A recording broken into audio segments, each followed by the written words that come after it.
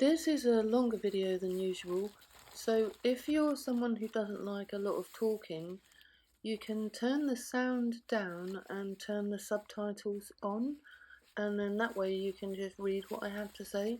And in this video I'm going to show you how I create my own painted tissue papers to use in collage and journal covers and all sorts of things. I'm going to show you this particular tissue, which is wet strength tissue. I'm also going to show you how I use this one, which as you can see is a lot more fragile because this is just recycled tissue that came in packaging. It's not designed for craft, but that doesn't mean that you can't use it for craft. Also, I'm going to show you two different kinds of inks. On this one I used acrylic inks, and for this one I used watercolour ink. So by the end of the video you're going to see the difference between recycled packaging tissue and wet strength tissue. You're also going to see the difference between acrylic ink and watercolour ink. All of these variables have their own benefits depending on what project you're working on. Before I get started with the tutorial, I just want to speak to you about the 3 printables that go with this tutorial. So these are copies of the crushed painted tissue paper that I create in this video.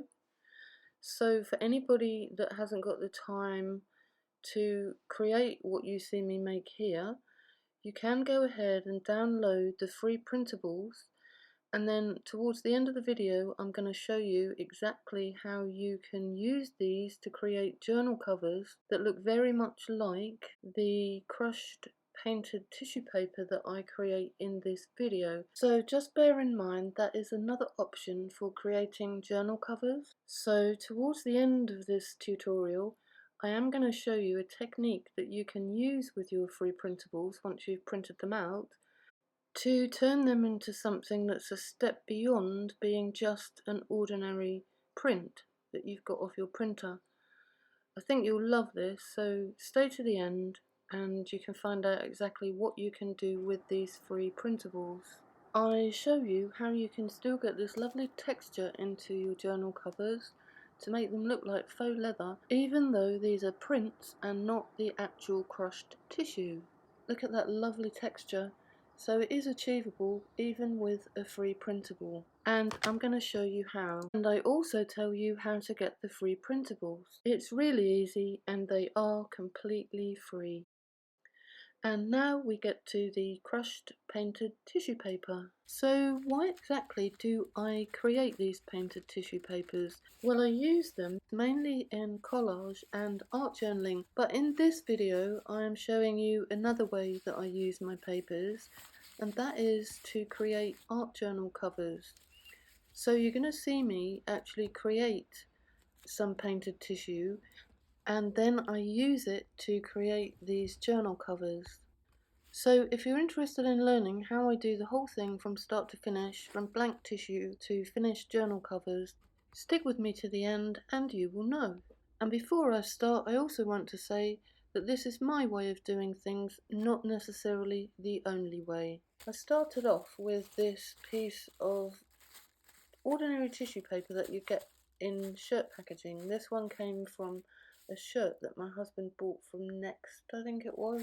So what you see actually happening in this video is, because this is just recycled packaging and the tissue paper is not meant to be used in crafts, you will see how delicate this becomes once it gets wet. So towards the end of the video I'm going to show you the difference between this and wet strength tissue. There is a huge difference, and so I'm going to talk about the pros and cons of using both. So for the time being you're going to watch me paint this packaging, this tissue from packaging, and you can see that I'm screwing it up, flattening it out, then screwing it up. I did that about 3 times.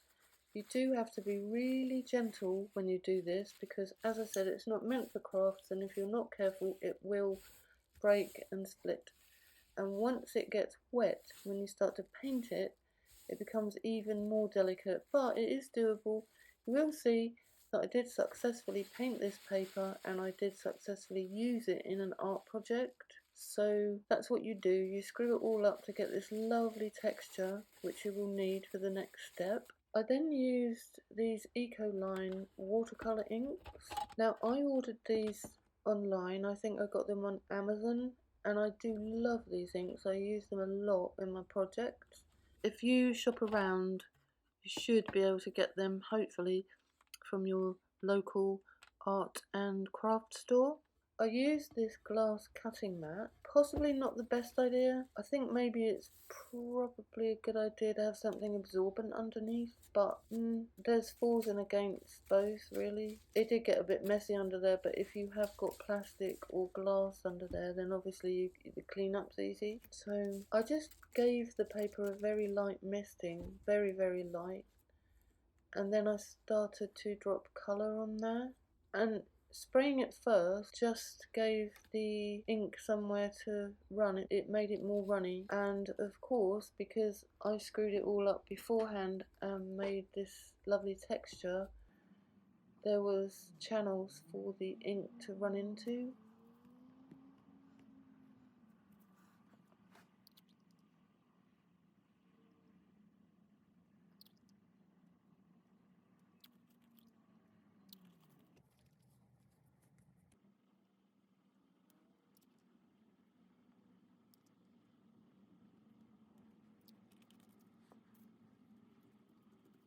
And this is the point at which you must be really careful, because this is the time when, if the paper's gonna tear, it's gonna do it now, because it's really delicate.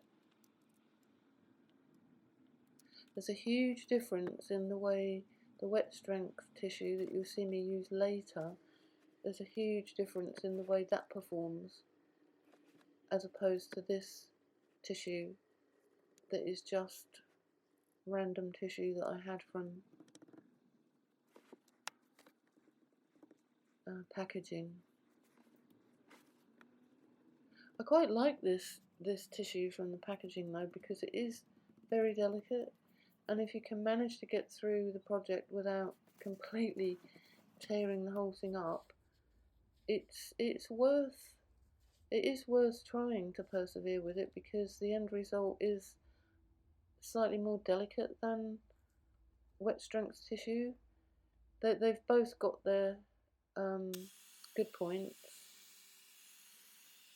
So obviously you can see I'm drying it off here. The great thing about this is you could use the back or the front. You get a slightly different look on the back, and you will see when I get to the point where I show you how I use this, you will see that I actually ended up using the back.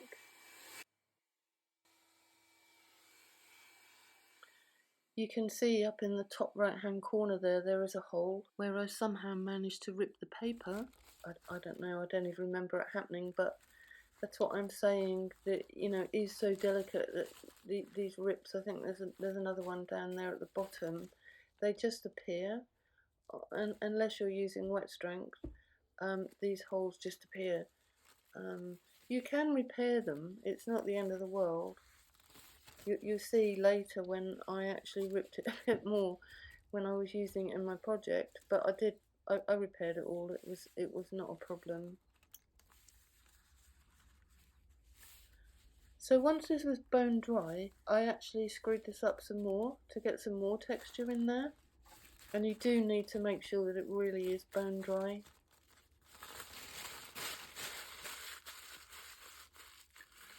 But the main reason that I am screwing this up again is to create even more texture, because I am going to apply some gold metallic paint to this.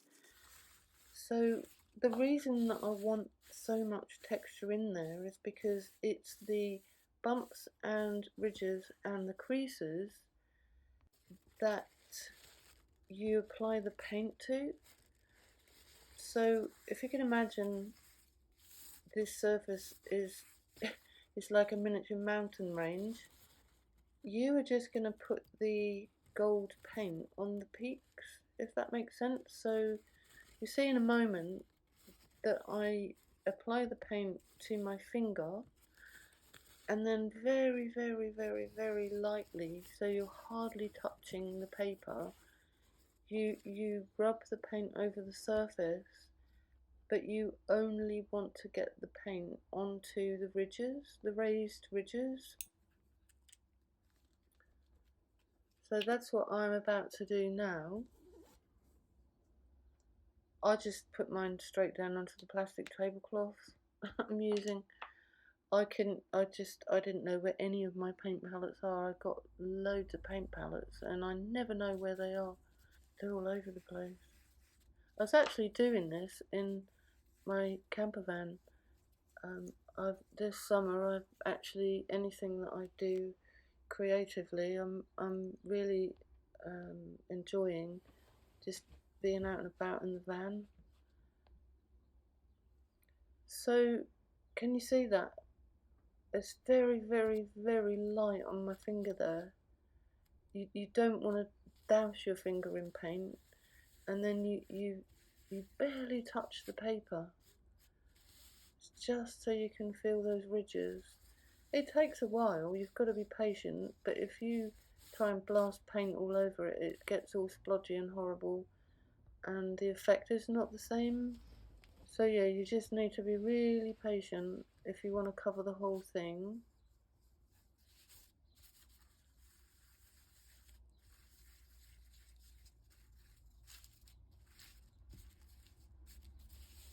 Now, I really love this look. I love putting the gold on there, and over the years I've made loads of these journals with the gold on the ridges. However, when I used this for my art journal cover, I decided to use the other side that didn't have gold on, because I really did love the way the other side looked. And sometimes that's just how it goes when you're doing these things. I think all of creativity is a big adventure. So that's the finished paper with the gold on, and it is gorgeous. It's so beautiful. You can't really see on camera here how lovely this effect is. It's absolutely beautiful. And this is how I create my journals. I either use cereal box card, or I go and buy a sketchbook, a paint pad like this one, and then I pull the whole thing apart. So I rip the cover off. Some of them are much easier to get off than others. This one was quite difficult. So then I separate the back cover, the cardboard, I separate that from the pages, and then if there is any residual paper on there from the cover, I try and get that off, but I couldn't get this one off, so I just left it. So then what I do is I fold the cover in half, because I use the halfway crease to help me measure the back cover, because I want to cut the back cover in half.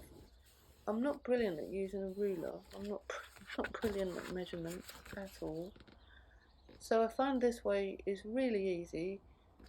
So I just mark off in the middle of the pad, in the middle of the back cover, where that line is. And then I take an X-Acto knife and a metal ruler, and then chop that back cover in half. And then that becomes front and back cover for my art journal. Well, it doesn't have to be an art journal. You can use the journal that you create. You can write in there. You can make it into a collage journal. You can use it for whatever you want. So I've got my front and back covers there. And the next thing you do is you cut down your tissue paper. You find your favourite areas of the tissue, and as I said, I preferred to use the back of mine that didn't have the gold on, this side. And then I use some decoupage matte medium from Hobbycraft to stick the covers onto the papers. Oh, don't do this. Don't do what I did. Did you see that? That is how I ripped the paper. Not good. So don't do that. I'll show you how to do it properly with this one. It was a huge mistake for me to turn that over and smooth it down on the tissue side.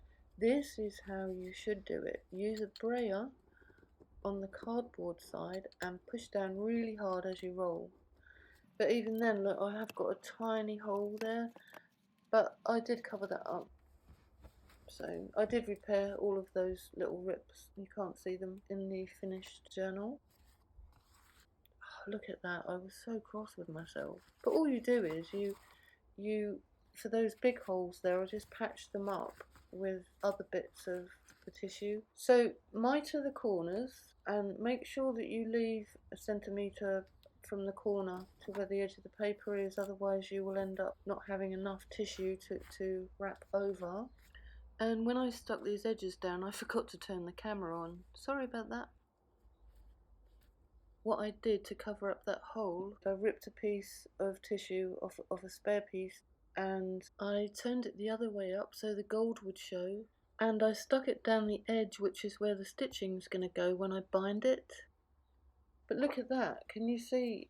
You get a real faux leather effect from the texture in the tissue. It's absolutely gorgeous, it really does look like leather. So the front cover has been, I have put matte medium all over that, and that has really made the colour pop. And now I've done the back cover as well. The matte medium really seems to make the colour stand out more. So look at that, it just looks like leather. And of course, when you have stuck down the edges, you're left with a gap in the middle on the inside covers. So just take another piece of the tissue and stick over that, and there are your two covers. Absolutely gorgeous effect. So the paper, the paper from the pad that I pulled out, all you do is you fold every single sheet in half, and then you make up what they call in bookbinding called folios. Now folios are usually made up of 4 pages, but because this paper is so thick, I did 3 pages, and to be honest, even 3 was a bit much because it is really thick paper. And of course, as you nest the pages into each other, the one in the middle ends up with the edges sticking out ever so slightly. And I suppose if you've got a guillotine, you could sort that out, but I don't actually, well, I have got a guillotine, but it's not sharp enough. It's a bit blunt, my guillotine. If you have a good sharp guillotine, you can just chop the pages and make them slightly smaller than the covers.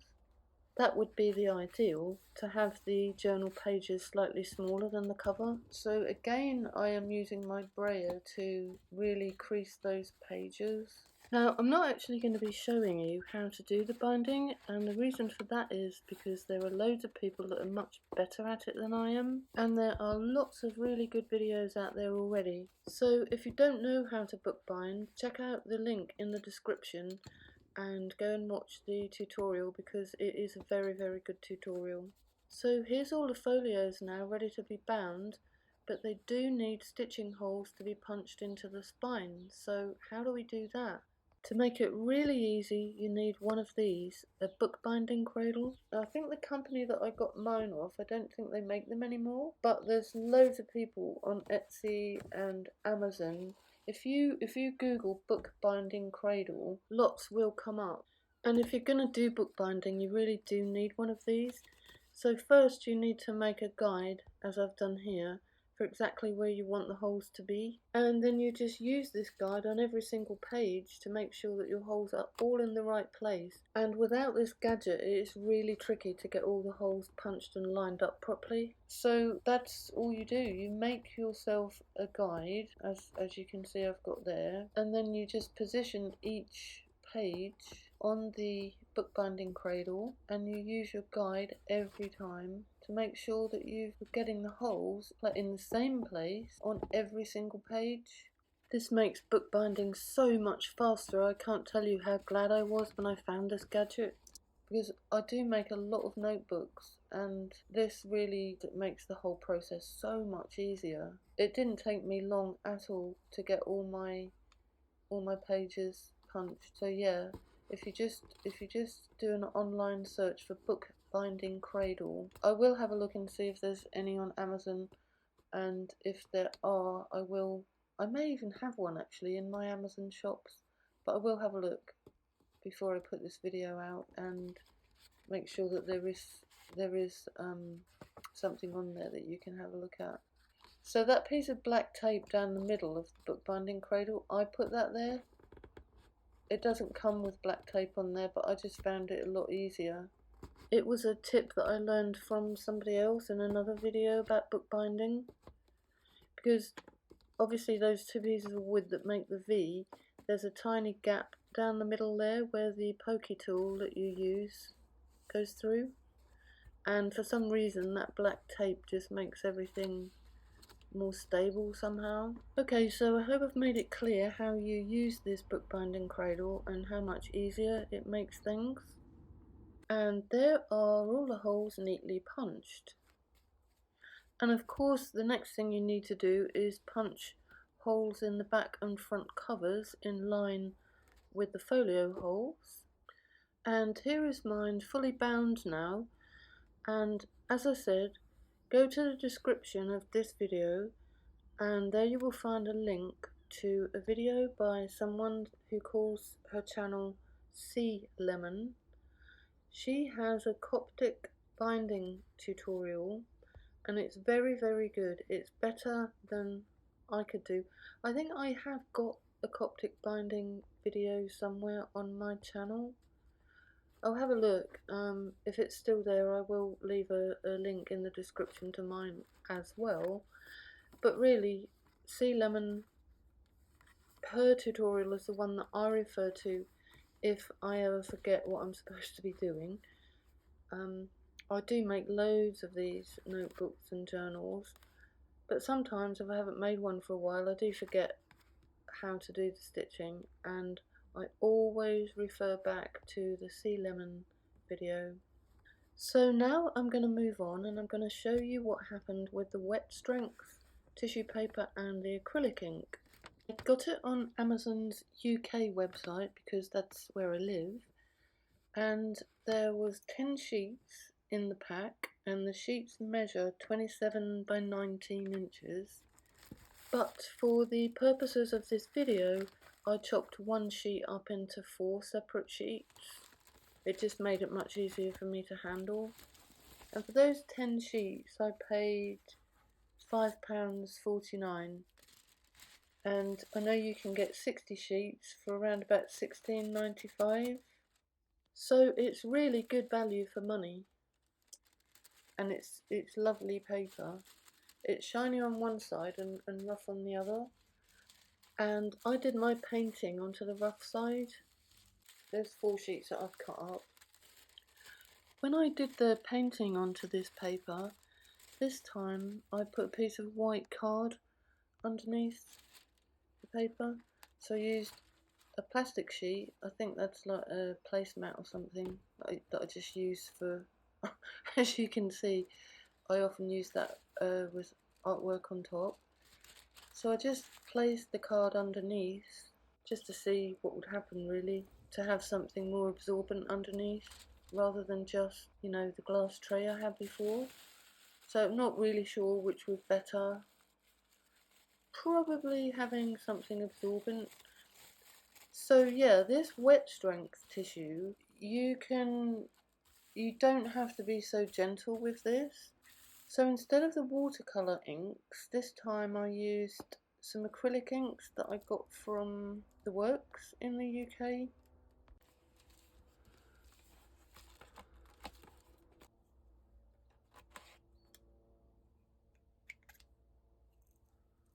They were only £12, and so they're not going to be the best acrylic inks you can get, but they're adequate, they're fine. They were fine for this project. And you've got these 6 colours. Obviously it would be great to have more, but they were fine. I am actually on my second set of these now, so yeah, they are pretty good. So what I've done in this old spray bottle, I have put this gold metallic paint that I used in the last project. I put a bit of that in this bottle and then topped it up with water to make myself a gold acrylic spray, and it actually worked really well. I'm pleased with the way that gave a nice sheen. So yeah, there's the water spray. And to start off with, on this one, I didn't spray the tissue. I just began to drop the colour on, and then I sprayed on top of the colour to see what would happen. If you're wondering why I've used acrylic inks on this piece of tissue instead of the watercolour inks that I used on the other couple of pieces that I did, it's because when I painted the covers with the matte medium, it seemed to reactivate the watercolour ink, and it was strange because it didn't make the watercolour ink run. It was just colouring the matte medium on my paintbrush, and I was in danger of getting colour in the pot of matte medium. This time I thought I would use acrylic ink, because obviously acrylic, once it's dry, it won't reactivate when you put the matte medium on there. What I'm doing here with this wet strength tissue, if I had gone off and left, just say this was the recycled tissue that I got from my husband's shirt packaging. Just say that this wasn't wet strength and this was the delicate tissue paper. There's no way that I could have gone off and left it all folded up like that for the length of time it took me to go and get my gloves. There's no way that I would have been able to unfold that again and not have it rip.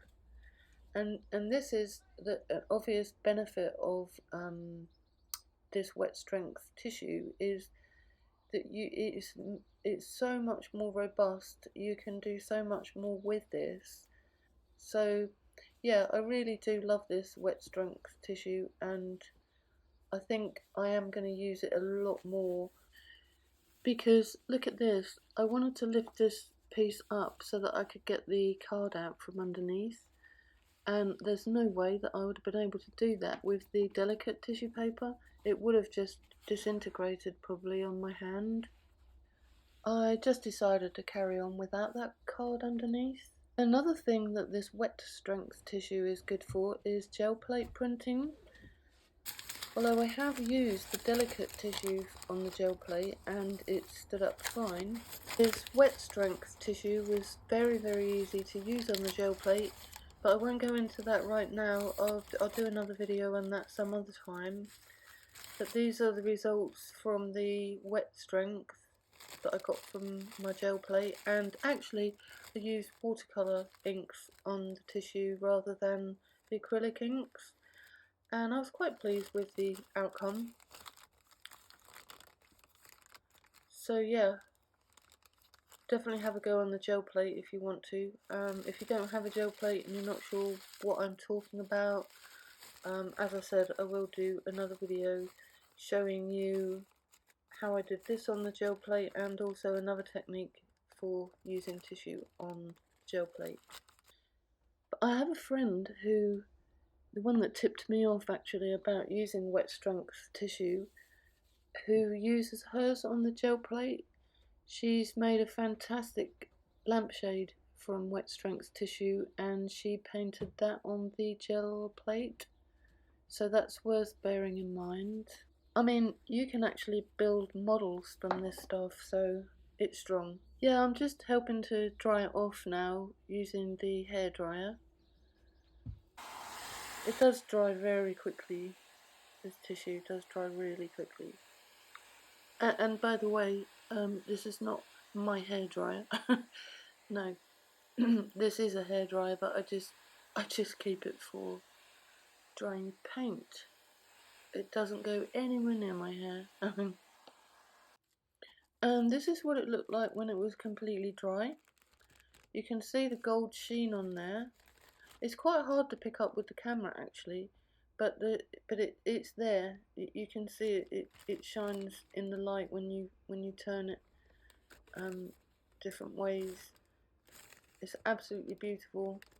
It does exactly what I wanted it to do. So anyone that wants a gold spray, that's what you can do. Just get some good quality gold metallic acrylic paint, put some in a spray bottle, top it up with water, and you have a lovely spray. But if you do make one, you must make sure you keep the spray nozzle clean, because it is acrylic paint and it will dry up and clog the nozzle.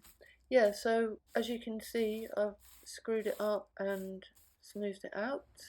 So then I reworked this, and this is the end result of that first piece of tissue that I did, the wet strength tissue that I did, and I love it. Yeah, it's brilliant. I'm going to be able to use this for lots of different things.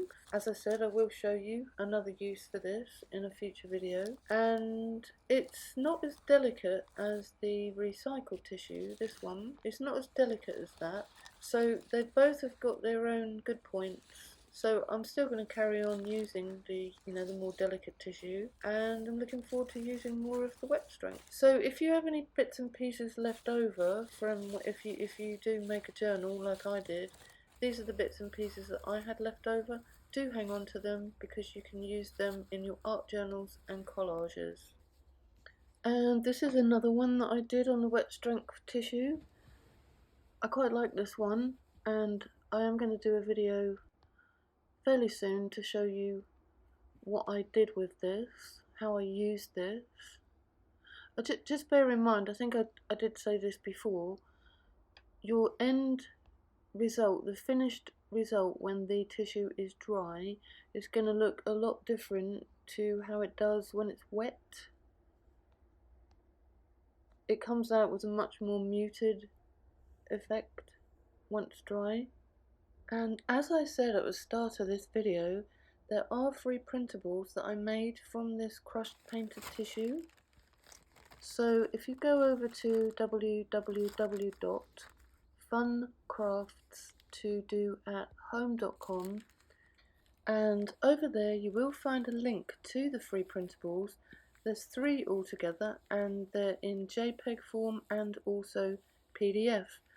Now obviously they're not going to be the same as if you do your own painted papers. There's nothing that can beat the real thing, but for anybody that can't create these papers for whatever reason, you may be interested in the next step that I'm about to show you, in which you can recreate the crushed painted tissue using the technique I'm about to show you with the free printable. And it's a lot like the technique that I use with the tissue paper, only you have to be much more careful and considered in the way you screw this paper up. So I'm just going to show you how I do it. The first thing to do is start breaking down the fibres in the paper to make it much easier to actually completely screw up without tearing. So I start off by folding all the edges in, because the edges are the most vulnerable part of the print when you start to screw it up. So we fold all the edges in,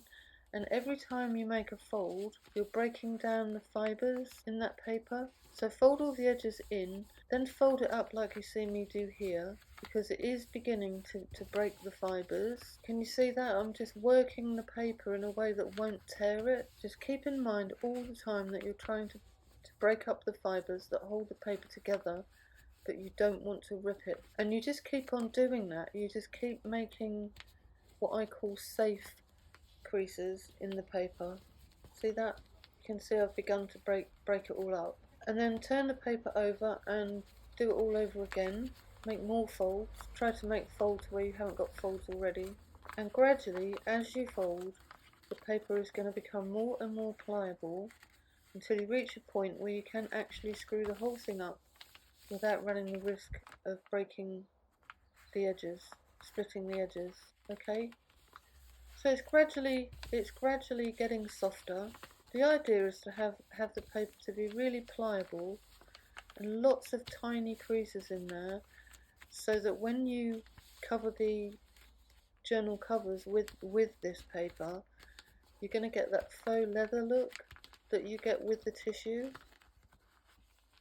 So this is a really sort of cheating way if you want, of getting that effect, but without having to do the painting. You're missing the painting step out. You're using my designs that I have taken from the finished painted tissue. I've simply taken a picture and given that picture to you to print off so that you can then do this step. It is beginning to get softer, and there is a thing that you can do that's called momigami, and that's where people put oil on their hands or hand lotion, anything that's going to soak into the paper and make it soft. But I've chosen not to do that here. I'm not putting any oil or hand lotion on. I'm just doing this dry. But if you want to know more about momigami, you can just do a YouTube search for momigami, and there are thousands of videos that will show you how to use oil to soften paper. But I'm just not sure about the long-term life of the paper once you've soaked it in oil, so I tend to not do that. I tend to do mine without oil.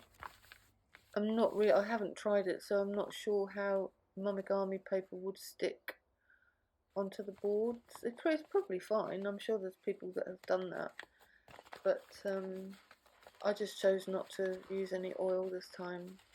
So can you see now that this paper is so much more pliable with all the folds in? So you can start to be a little bit more rough with the paper, but again, you have to be mindful of not splitting the edges. So I'm sure you get the idea of how to do this.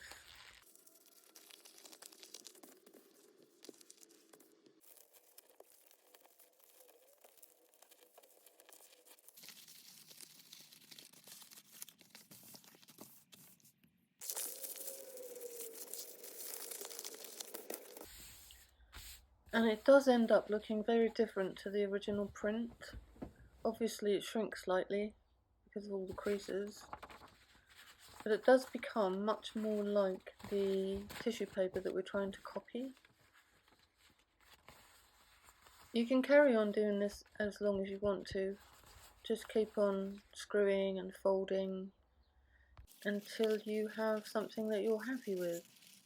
And then once you have got paper that you feel looks and feels like the tissue, then you are ready to create your journal covers. And obviously I'm not going to repeat that here because I've already shown you how I make my journal covers with the tissue. So you just follow exactly the same procedure to cover your boards with the crushed up printable. And here are the two printables that I crushed up. You can see I did get a bit of a rip in there. I was a bit rough actually, it's unusual. And these are the journal covers that I created. Obviously you'd need matching pairs. I've used two different printables here just to show you. And when you put the matte medium on there to seal them, it does kind of make the colours pop a bit. And you see the texture in there? It does give the faux leather look. So this is a very good alternative to painting your own tissues if you don't want to, or if you're not in a position to do so. Just an idea for you. You can see the creases, the physical creases rather than just the visual ones. So it's quite a good combination. And so finally I'm just going to show you another technique that I use for colouring my tissue paper. So basically I just fold the whole piece of paper up into squares, then I wet the whole thing with water, and obviously this is wet strength tissue that I'm using because delicate tissue wouldn't cope with this. And then once it's soaking wet, I take my watercolour ink and then I drop it all over the wet paper in more of a uniform kind of pattern. And then I just carry on adding watercolour ink in the same way. There isn't really any wrong way that you can do this because it's all so abstract. You're going to get something really lovely whatever you do. So don't stress out too much over, how you put the ink on. It's all very random, it's all very abstract, and you are going to get something that you're really proud of. I always kind of just figure it out as I go. and then that way it just makes everything more fun, and you don't feel as if you failed because you didn't achieve what you set out to do. If you don't actually set out with a particular pattern or a look in mind, then it's easy to just relax with this and be surprised at the end of it, just be surprised at what you get. That's the way I like to work. I don't really like to plan anything too much. So this is what that piece looks like dry. Very muted colours, absolutely gorgeous. I'm spraying some of my gold acrylic on here now.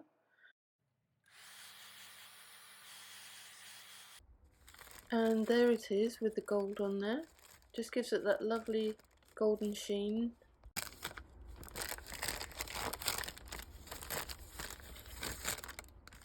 And here's another one that I did by folding the paper long ways. I really love this one. So yeah, that's about it. Thank you if you have watched this far. I really appreciate you being here. And now I'm going to speak a bit about what's coming next if you want to subscribe to the channel. And as my regular viewers know, there's always free printables with every video that I do.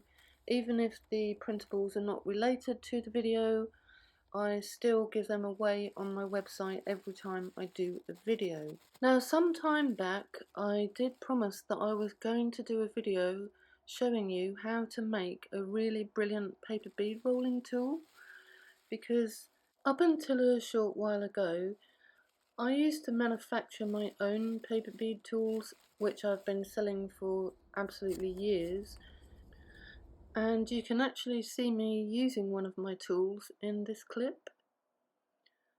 So because I no longer sell them, I thought it would be a very good idea to show you how you can make your own paper bead tool that is just as good as this one. Okay, so I am about to make that video, and I think you're going to be really happy because you won't be dependent on having to buy tools from people online anymore. And also, you could, if you wanted to, once you know how to make them, you could actually sell them yourself if you wanted to, or make them, give them as presents, give them to your friends, whatever you want to do really. So that, I think that's the next video that I'm actually going to do. And the other thing that I've been manufacturing and selling for years is the paper bead strip stencil template. So this is the one that I've been selling for years to people who make paper beads. It makes the whole process a lot faster. However, I do have this one, this clear plastic one, which as you can see is very different to my original one. Now, I haven't been selling this clear plastic rigid one for the simple reason it costs me more to make these ones. So I've continued to sell these ones, which are a lot less, they cost me a lot less to cut, and many people have bought these and I'm very happy with them, and I also use them in my workshop. But having said that, I do prefer my rigid clear plastic template, and I have now made the decision that I am only going to sell the clear plastic template because it really is so much easier to use and more accurate. Now you can see here how much easier it is to make the best use of your paper, whatever paper you're using to make your paper beads.